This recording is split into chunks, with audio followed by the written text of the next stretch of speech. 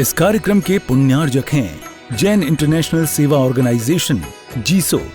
निःशुल्क Jain minority card प्राप्त करने के लिए 9059054563 व्हाट्सएप पर हाय सेंड करें और अपने नाम के साथ निःशुल्क जैन माइनॉरिटी कार्ड अभी प्राप्त करें। एक बहुत लंबी यात्रा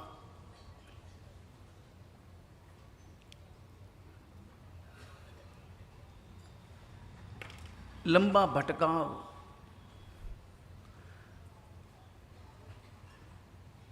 इधर से उधर घूमते घामते हमने इस पड़ाव को प्राप्त किया है। निगोद से प्रारंभ हुई हमारी यात्रा अब व्यवहार राशि से, जब व्यवहार राशि में आए तो वहां से हमारी यात्रा का प्रारंभ हुआ और 84 लाख जीव योनियों में एकेंद्रिय, बेंद्रिय, तेंद्रिय, चौरिंद्रिय, त्रियंच, पंचेंद्रिय, मनुष्य पंचेंद्रिय, एकेंद्रिय, पृथ्विकाय, अपकाय, तेउकाय, वाउकाय, साधारण वनस्पतिकाय, प्रत्येक वनस्पतिकाय, पर्याप्ता, अपर्याप्ता, विकलेंद्रिय की यात्रा, जलचर, नभचर, खेचर,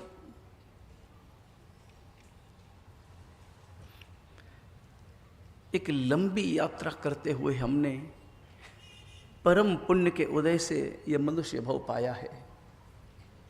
इसे सार्थक करना है, इसे सफल करने का पुरुषार्थ करना है। असफल मनुष्य भव हमने कितने ही बिताए हैं, ऐसे कितने ही भव मैंने प्राप्त किए हैं मनुष्य भव के, कि हमने कषायों के कारण, ईर्ष्या और निंदा के कारण धर्म को न समझ पाने के कारण केवल भोग, केवल संसार, केवल सत्ता और संपत्ति, इनमें डूबे रहने के कारण मैंने कितने ही मनुष्य भव यूं ही व्यर्थ बर्बाद कर दिए हैं, गमा दिए हैं।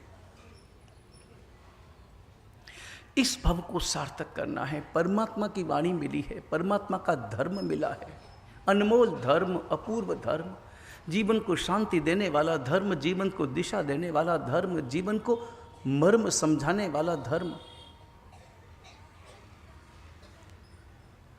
एक ऐसा अद्भुत वातावरण हमें मिला है, अनुकूल वातावरण मिला है। शारीरिक सुविधा के साथ साथ, मानसिक शक्ति के साथ साथ, अध्यात्म की विकास यात्रा को नए पंख लगे, ऐसा अनुकूल वातावरण मिला है। इस वातावरण को सफल करना है और इस वातावरण को सफल करने के लिए ही हम उत्तराधीन सूत्र का रसास्वादन कर रहे हैं। ये एक आगम अपने आप में अद्भुत, अपूर्व और अनूठा है।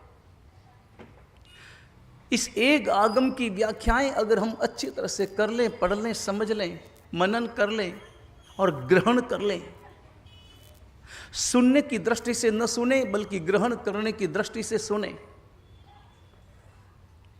ऐसे ही जैसे बाजार गए, कोई वस्तु देखी, अच्छी लगी, लेकिन भाव पूछा और चल दिए। केवल भाव पूछने के लिए भाव मत पूछो, खरीदने के लिए भाव पूछो।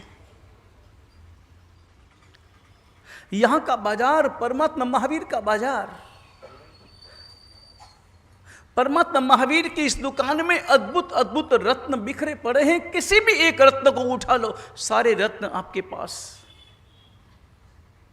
एक रत्न को उठाओ, मजबूती से उठाओ, प्रसन्नता से उठाओ, प्रफुल्लता से उठाओ, सारे रत्नों के मालिक आप बन जाएंगे।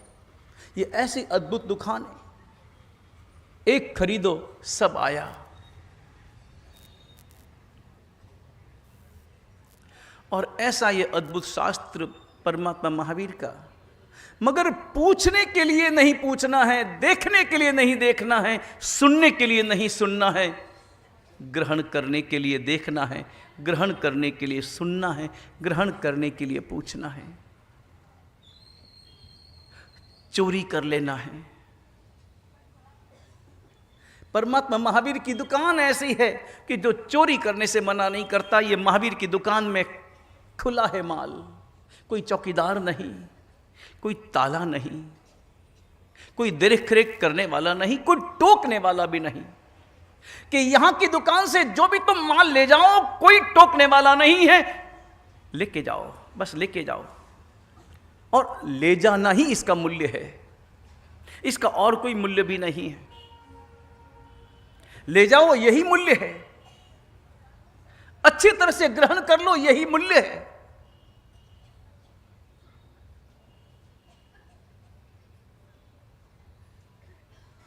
उत्तराध्ययन सूत्र क्या अद्भुत पहला सूत्र है, पहला अध्ययन है।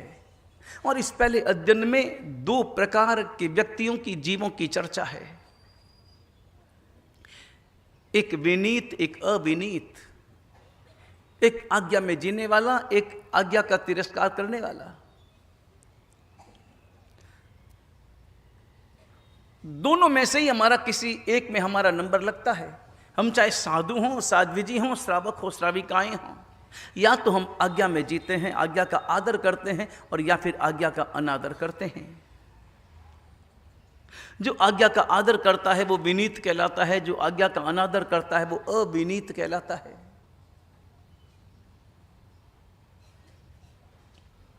परमात्मा महावीर कहते हैं तुम्हें मोक्ष में जाना है, तुम्हें अपना जीवन सफल करना है, अपने जीवन में परम शांति का अनुभव करना है, सतत प्रसन्नता और प्रफुल्लता में जीना है, तो सबसे पहले इस गुण को अपने हृदय में स्थान दो, मजबूती से स्थान दो। अविनय को अपने अंतर से बाहर निकालो। विनय हमारे अंतर में कैसे प्रकट हो, और विनय का अर्थ होता है वो समर्पण भाव हमारे अंतर में कैसे प्रकट हो। मैंने पहले कहा था विनय का अर्थ केवल इतना ही नहीं है कि हम हाथ जोड़ लें, हम वंदना कर लें, हम इचकार बोल दें, हम अबुटियो बोल दें, कि दो बांधना देकर हम वंदना कर लें। विनय का अर्थ केवल इतना ही नहीं है कि परमात्मा के मंदिर में चले जाएं, नमुत्थनम बोल दें, परमात्मा की पूजा कर लें। वो विनय की पहली सीढ़ी है। वंदन करना विनय की पहली सीढ़ी है, हाथ जोड़ना विनय की पहली सीढ़ी है, पूजा करना विनय की पहली सीढ़ी है। मगर पहली सीढ़ी पर चढ़ना जरूरी है, पहली सीढ़ी पर खड़े नहीं रहना है। पहली सीढ़ी पर चढ़कर अगली सीढ़ी के लिए तैयारी कर लेनी है, अगली सीढ़ी पर पहुंचने का पुरुषार्थ साधना है, तुरंत दूसरी सीढ़ी पर कदम रखना है। पहली सीढ़ी वंदन की है, वंदना कर ली, हाथ जोड़ लिए, पूजा कर ली, मन में भाव ले आए, समर्पण के भाव ले आए, और दूसरी सीढ़ी पर पहुंचना है। दूसरी सीढ़ी है आज्ञा पालन की, आज्ञा पालन। पहली सीढ़ी वंदना है और दूसरी सीढ़ी आज्ञा पालन है। परमात्मा की आज्ञा का पालन करना वो विनय है। मैं नवकार्षी का पचखान करता हूं तो मैं विनय करता हूं, मैं रात्रि भोजन का त्याग करता हूं तो मैं विनय करता हूं, मैं अभक्ष्य भोजन का त्याग करता हूं तो मैं विनय करता हूं, मैं क्रोध का निमित्त मिलने पर भी क्रोध नहीं करता हूं तो मैं विनय करता हूं, मैं ईर्ष्या का निमित्त मिलने पर भी ईर्ष्या नहीं करता तो मैं विनय करता हूं। यह सब विनय की व्याख्या है।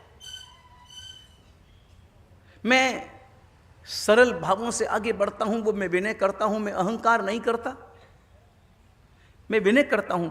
मैं आचार में भी और मैं विचार में भी, दोनों में परमात्मा की आज्ञा का पालन करता हूं।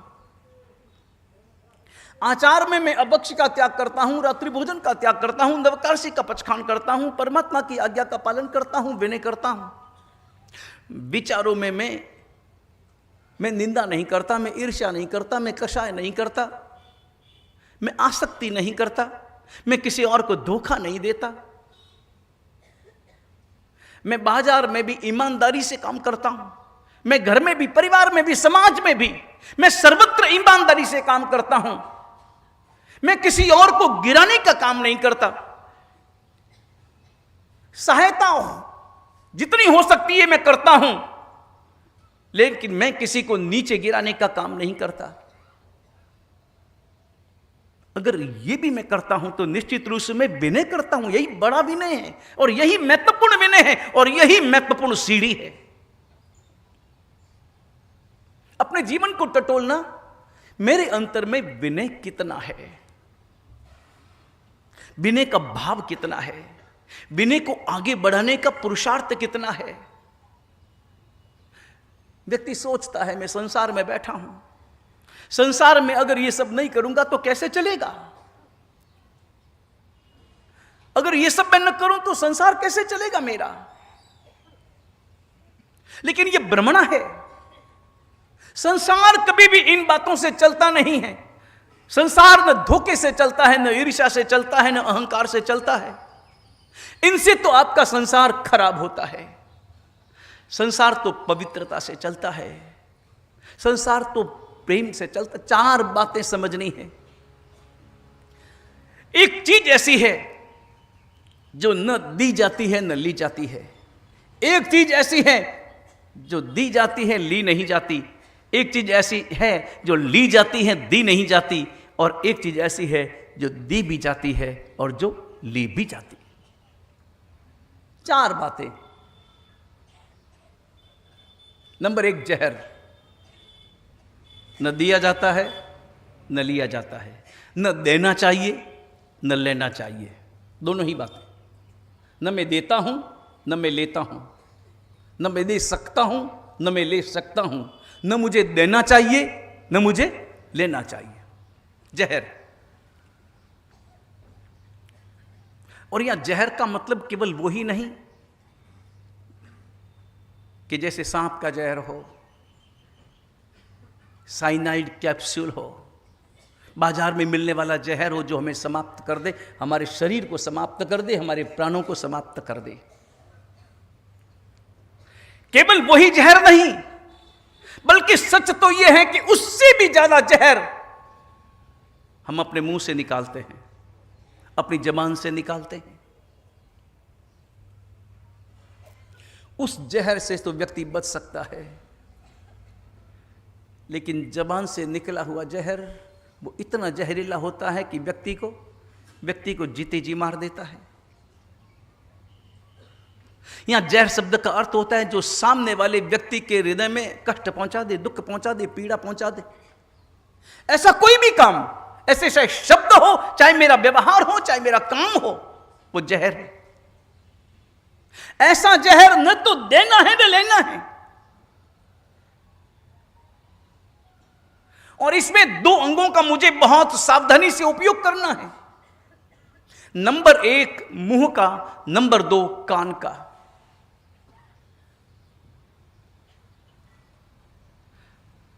और हमारी मुसीबत यह है कि कान, आंख, मुंह और कान, इन तीनों के उपयोग में हमारी कोई भी सावधानी नहीं है।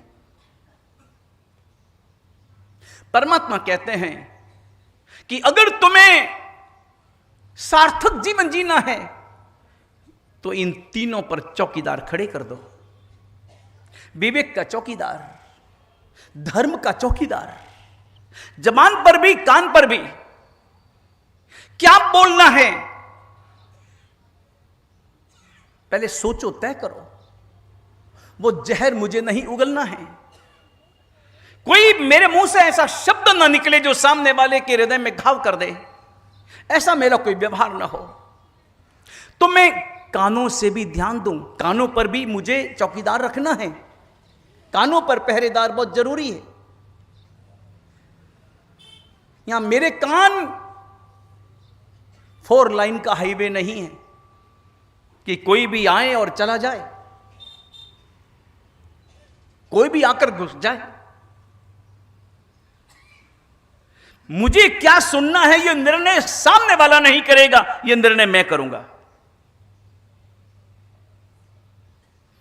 सामने वाला बोलता है और मैं तुरंत अपने विवेक का प्रयोग करता हूं, यह मेरे लिए सुनने योग्य है या नहीं, मेरे लिए लाभकारी है या नहीं, यह बात सही है या नहीं, यह बात मेरे लिए हितकारी है या नहीं, मेरे लिए, मेरी आत्मा के लिए, मेरे भविष्य के लिए, मेरे विचारों के लिए, मेरे माइंड के लिए।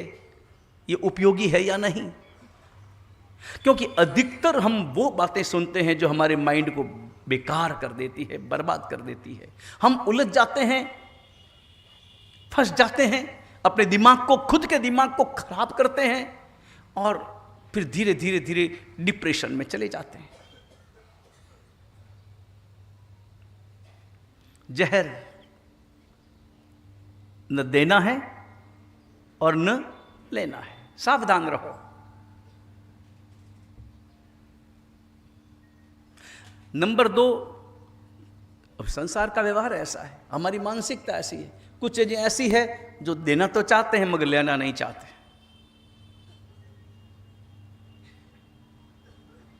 राय, सलाह, सजेशन देने के लिए तैयार रहते हैं, लेने के लिए तैयार रहते हैं। कभी विचार करना, कोई देता है सलाह, मन करता है कि हम सलाह सुने, मने अंगठा है तू रेवा दे, तुरंत हमारे मुंह से निकलता है। सलाह हम हमेशा देना चाहते, देने के लिए आगे, पूछने पर भी और बिना पूछने पर भी, अधिकतर तो बिना पूछने पर दी जाती है।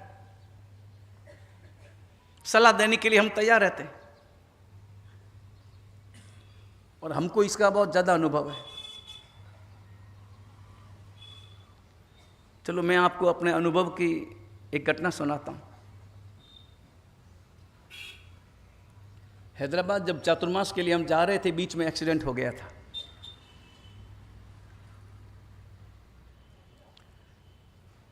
मेरे घुटनों में लगी थी और इस कारण लगभग 3-3.5 महीना मुझे बिस्तर पर लेटे रहना पड़ा था।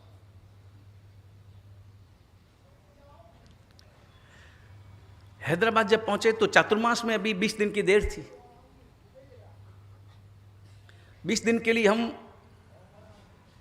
जालोर के रहने वाले, मूल निवासी जालोर के, वर्तमान में हैदराबाद में, जो सत्यम शिवम सुंदरम गौशाला इतनी सुंदरता से संभालते हैं और लगभग 7-8 हजार गायें हैं जहाँ पर, हैदराबाद की सुप्रसिद्ध गौशाला। श्रीमान नेमीचंद जी साहब बोहरा, उनके घर 15 से 20 दिन हम रुके। इस कार्यक्रम के पुण्यार्जक हैं जैन इंटरनेशनल सेवा ऑर्गेनाइजेशन जीसो। निःशुल्क जैन माइनॉरिटी कार्ड प्राप्त करने के लिए 9059054563 व्हाट्सएप पर हाय सेंड करें और अपने नाम के साथ निःशुल्क जैन माइनॉरिटी कार्ड अभी प्राप्त करें।